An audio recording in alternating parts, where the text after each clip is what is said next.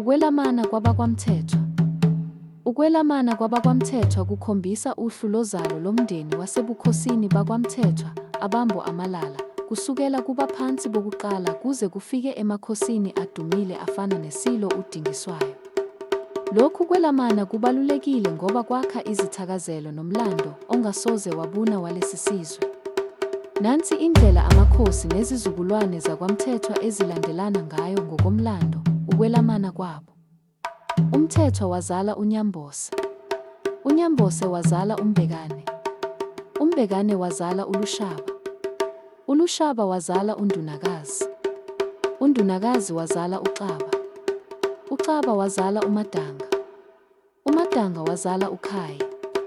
uKhayi wase ezala amadodana amaningana ahlanganisa uJobe, uNqola, uShangane, kanye noMbikwane.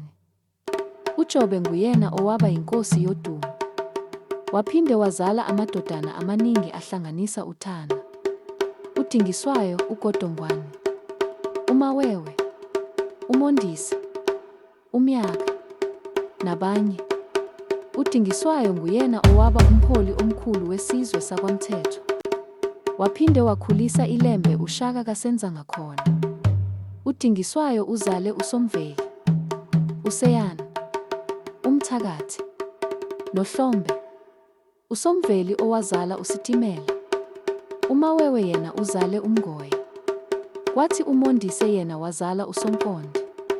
Emva kokukhothama kwenkosi uDingiswayo, umnewabo uMondise kaJobe wasala ehlasela zonke izikhulu zakwaMthethwa efuna ubukhosi. Kwathi uma inkosi uShaka izwa ukuthi uMondise kaJobe wakwaMthethwa useziqedile izikhulu zakwaMthethwa, iLembe labe seliphaka impi liphikelela kuMondise lambulala. Ekufeni kukaMondise abantu bakwaMthethwa bazinikela embusweni wakwaZulu. Kwathi uSomveli inkosana yenkosi uDingiswayo wabaleka wayocasha enyakatho. Inkosi uShaka yabeka uMyandeya kaMbiya ukuba abe yinkosi yakwaMthethwa. uMyandeya wayengayena owasendlunkulu yaSoyengweni okanye eyaseBayungwini nokwabe kuyizindlu ezinkulu zakwaMthethwa. Yena wayezalwa endlini yaseHlambeni engeyesende likaShangane okunguyise kaMbiya ozala uMyandeya. Indlu yaseNhlambeni yakwaMhlana. uShangane wazala uMbiya. uMbiya wazala uMyandeya. uMyandeya wazala uSokwetshatha. uSokwetshatha wazala uMhlana. uMhlana wazala inkosi uMbude, Jacob, nenkosi uNtemba ozala umbuso wabaThethwa. Indlu yaseMkhondo. uMbikwana wazala uSiwangu. uSiwangu wazala uMnyanyisa. uMnyanyisa wazala uMandlakayise noJansen. uMandlakayise wazala uBuzetsheni ozala inkosi uSiyabonga.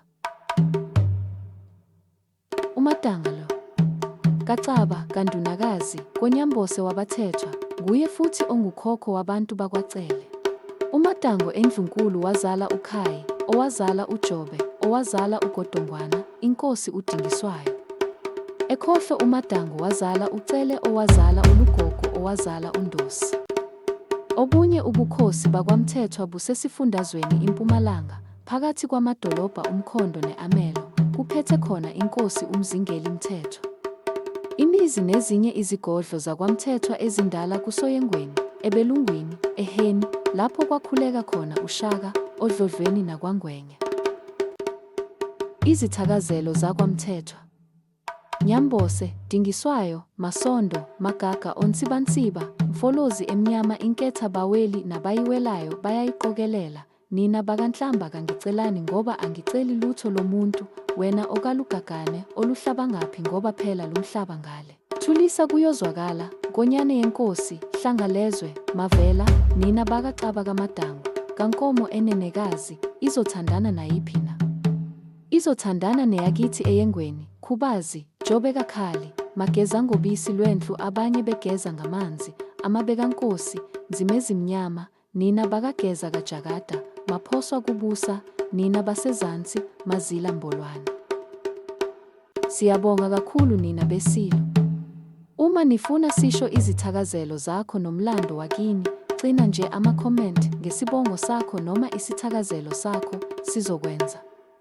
Kodwa ngaphambi kwalokho, Nenze isiqiniseko ukuthi niyasilandela kwipheji lethu elithi Ukuhlangana Kwezizwe kuFacebook kanye noTikTok.